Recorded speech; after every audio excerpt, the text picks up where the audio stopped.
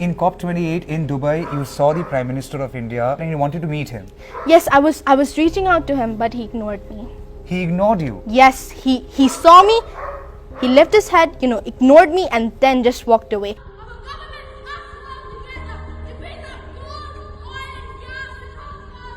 Do you think the leaders have been irresponsible? Yes, they have been irresponsible because वो अभी भी कुछ नहीं कर रहे हैं.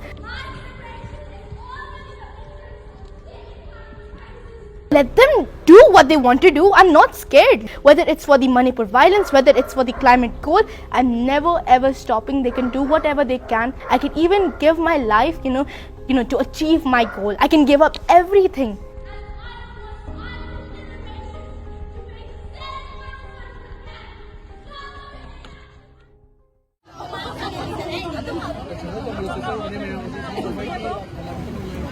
Well, that's Licypriya, and I'm trying to catch hold of her for an interview. It is quite impossible a task because the way she is being greeted by people, always guarded by people, and so occupied. But nonetheless, I will keep trying. She has become the new sensation of Manipur and one who had stormed onto the dais, onto the stage of the United Nations Climate Conference, the COP28 in Dubai. And when she went there, she also took Manipur along with her. And that's why it's significant. Where are you going next? Mayangfal. I think there's some others. Okay.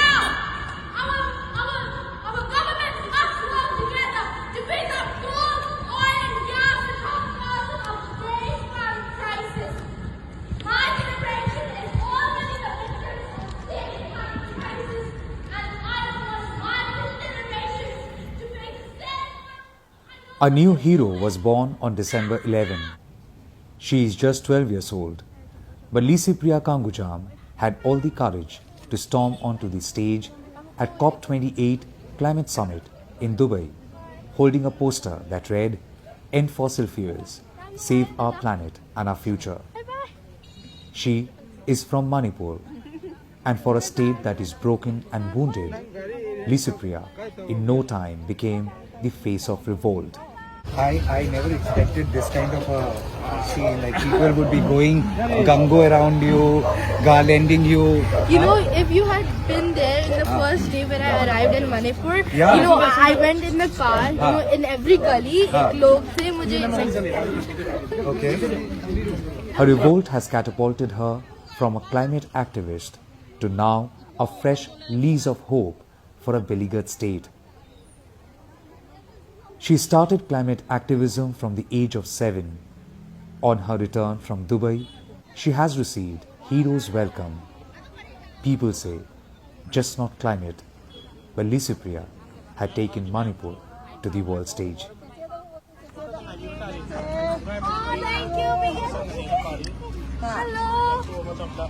It's such an honor to meet you. Same here. मैं सोचा मैं आके पहले पैर गिर जाऊं. How do you manage to get this courage? You know who she is? She is the same girl, and I want to call her a girl because she's just 12 years old. And at 12, she had the courage of 25, 26, 27, much more than many of us, to storm onto the podium of the climate conference in Dubai. COP28. Licypriya, you are an inspiration to many. Who is your inspiration? My inspiration is the people of Manipur, is the people of the whole world, because without their love and support, I wouldn't be in this position that I am today. So without their love and support, I'm nothing. So these people, my people, really inspired me and gave me the courage, to be who I am today. But when you actually stormed onto the podium, when you were actually walking up, you had no fear that somebody can catch you, you might be stopped, or maybe this is not the right way. You actually thought this is the right way? You see, I had no other option left. That was the only thing I can do to spread my message, to spread the problem to the whole world that we are dying. We are suffering in the front lines, even though we are innocent, even though we are not responsible for what we're facing today in the front lines. So Licypriya, it is only about climate, or you also wanted to highlight the issue of Manipur? The thing is, you see, there are a lot of global issues that we're facing in this world. So yes, I'm working towards, solving climate change, solving the issues that we're facing today, in the global south, in the poor developing nations, and I'm also working towards, pushing the violence, the communal violence we are facing in my birthplace, Imalebak, Manipur, because this is not just any communal violence. It's a violence where children are involved in. It's a violence where people are killed, women are raped. Many children, many people have still not returned their homes. So this is really unacceptable at any cost. So I was there in the United Nations Climate Conference, highlighting not just the climate issue, but also the issue of Manipur, of my people that they're facing. So you had to go to Dubai to highlight the issue of Manipur. Do you think India has been blind that way, that you had to go outside India to draw the attention that look, there is something wrong happening in my land and we can't stay quiet? Do you think India has been blind? Yes, they have been blind, they have been silent. This is really unfair, towards my people of Manipur. As I've told you before, my people are dying. Children have lost their future, their hopes for a good future, their education, their school life. Everything is lost. They're even involved in this violence that they should not be in this violence, I have seen children holding guns. I have seen children wielding guns. They've been given training. They are there at the front line. And every time I met them, I was literally bewildered as what is their future? And they're all convinced with the idea that this is a fight to protect our motherland and we are willing to sacrifice anything and everything, including our future. It had hurt me deeply. This is the real situation we are facing. I was there in the UN because my country was silent in this issue. They're doing nothing. They're silent. Even though Manipur is a part of India, then the Indian government, our PM, our honorable PM must work towards it, must work towards peace, bringing peace in this violence that we're facing, instead of being silenced as, the honorable Prime Minister of India or as the government of India, they should know what we're facing, what we're suffering, they should know how to solve this, they should work on it instead of being silent. So this is unacceptable at any cost. This is the reason why I had to also highlight the Manipur issue in COP, outside India. So you are saying when you were there on that stage, on that dais of United Nations Climate Conference in Dubai, which is COP28, it was just not climate change, you were also trying to highlight Manipur. If you're talking about the disruption that I've caused, it was about climate change. But if you talk about, the various events and conference that there are lots of events going on in COP28, not just one or two. So in that, when I was giving my speech, in every opportunity that I got, topic that I can highlight about the Manipur's issue, yes, then I did it. Okay, she is born on 2nd of October. We all know why 2nd of October is memorable and so dear to all of us. It is Gandhi Jayanti. You shared the birthday with Mahatma Gandhi. Does it make you feel overwhelming and more responsible that you have to do something like the father of the nation for the people of our country, for the people of India, for everyone? Yes. As being born on 2nd October, it gives me more courage, getting inspired by our father of the nation, Mahatma Gandhi ji. Okay. Pupu, he has given me a lot of courage, to even fight, until I achieve my goal. Because, we are unstoppable, another world is possible, and change is possible. You also held a speech. You said that our leaders lie and our people die. Yes. Is it only for climate or is it also for Manipur? Because that's a very strong statement to make. Our leaders lie and our people die. It's for every global issue that we're facing. It's not just about climate change. It's not just about the Manipur issue that we're facing. It's about any topic. It's about any problem. Like, if our leaders lie, then people die. It's not just about the climate. It's about the whole global issue. If our leaders are irresponsible, not doing what their role is, not speaking up, just being silent, then the people will die for sure. It's not just about climate, it's just not just about Manipur. So in regards to Manipur, you think the leaders have been irresponsible of our country? Yes, they have been irresponsible because वो अभी भी कुछ नहीं कर रहे हैं. They are still silent on it. If they were responsible, then why are children's future lost? Still lost? Why are still people dying, in this violence? It should have been stopped, a very while ago if our leaders were responsible for this. Okay. When you are meeting these people, you are going from one relief center to other relief center. What is that you are trying to preach? What are you trying to connect with? I'm trying to know the story, the real story that they're facing, the problems that I want to highlight to the world. So firstly, I want to know what the real situation is, what their problem is, what their issues and concern is, and then highlight those problems, highlight their concern, their worries and all their issues to the world. Because I just speak for the reality, I just speak for truth, and that's why I'm visiting the relief camps, to meet the displaced children, their parents and other people who have been suffering from this violence. I want to ask you a question which is more suited to your age. When you're visiting the relief camps, are you finding people of your age over there? And when they see you, what's their reaction? You see, yes, I have been visiting many relief camps, and yes, I have been seeing many children my age or even younger or even older. Their reaction made me happy. They were smiling when they saw me. Some were crying, which made me very emotional. When I talked with them, when I heard that some of them are still not going to school and that their future is lost, I became very emotional. Licypriya, you still have a home. Your parents are with you. There are many languishing in these relief centers. I visited a couple of them in the morning today, and they are waking up inside a relief center. They're going to a school. They're coming back to the relief center.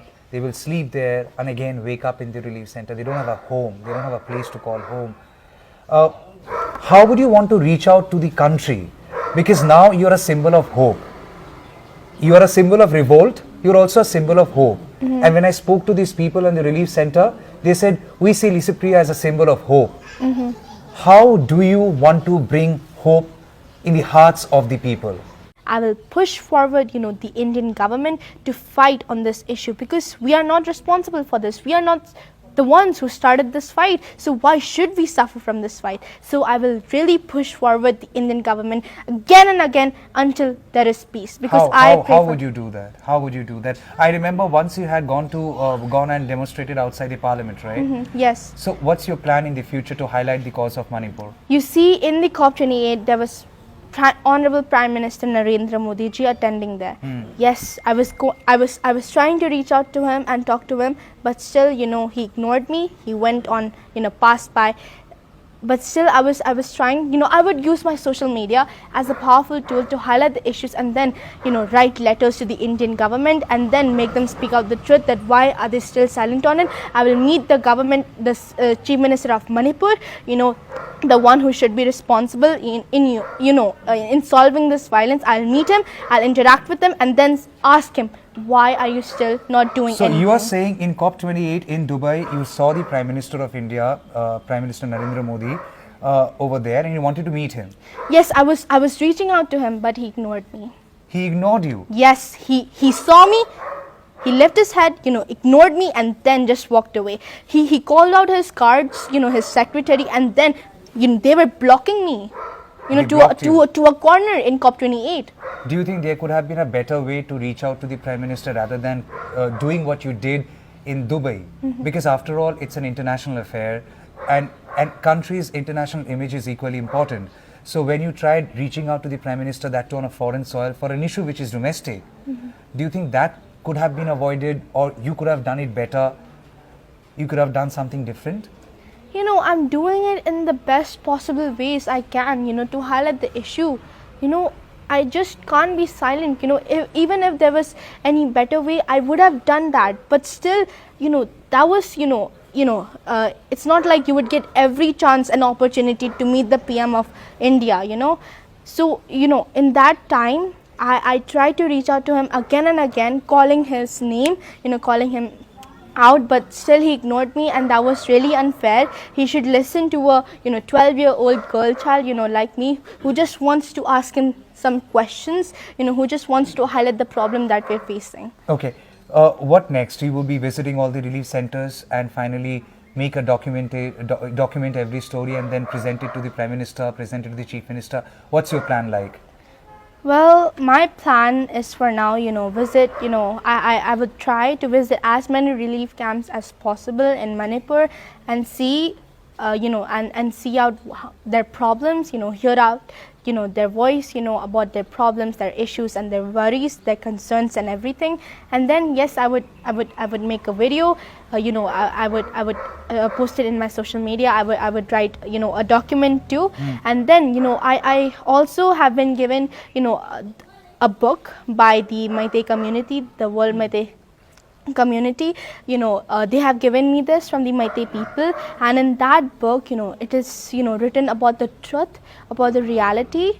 So I would try to give it to the United Nations Human Rights Commissioner, or maybe to the our Prime Minister Narendra Modi ji, to highlight, to make him see what's happening. So you are saying using that book. So you are saying there is gross human rights violation.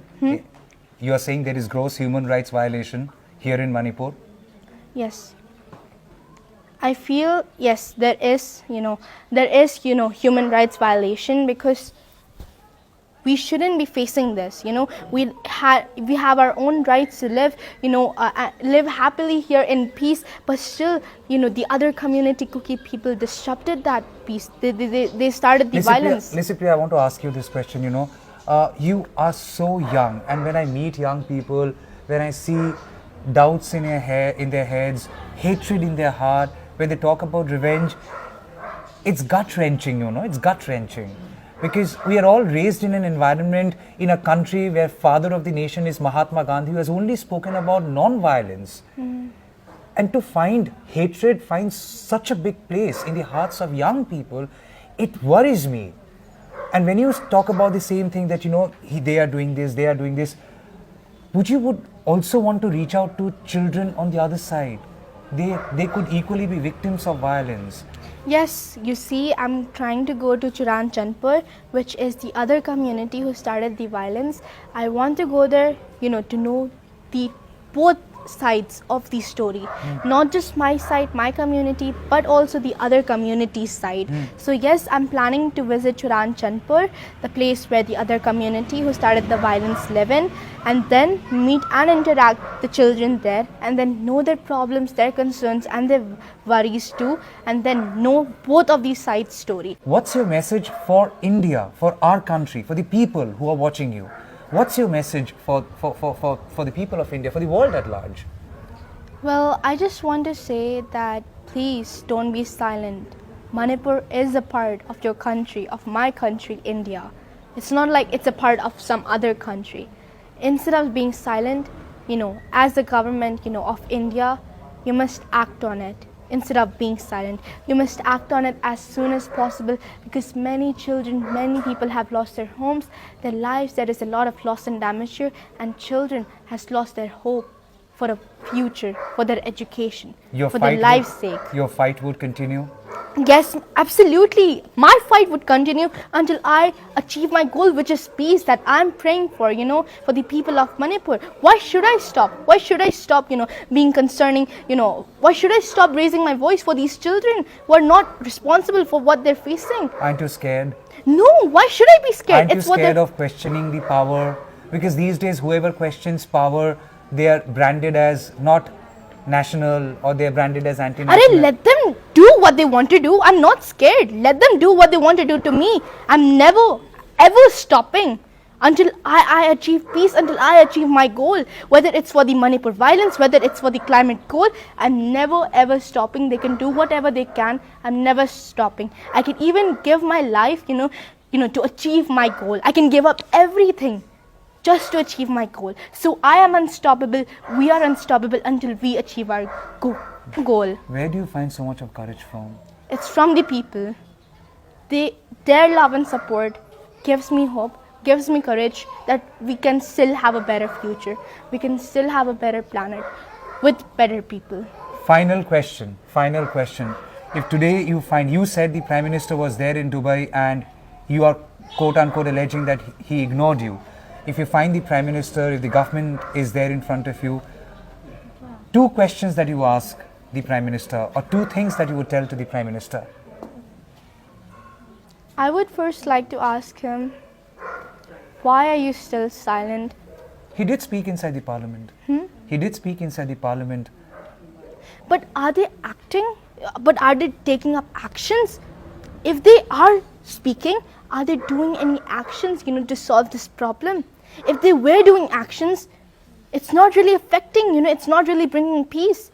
If they were speaking up, if they were doing actions, taking actions, then why would people still be dying? Why are they still in the relief camps? Why are there still houses burning down? Why are there still innocent children who are displaced, living in the relief camps?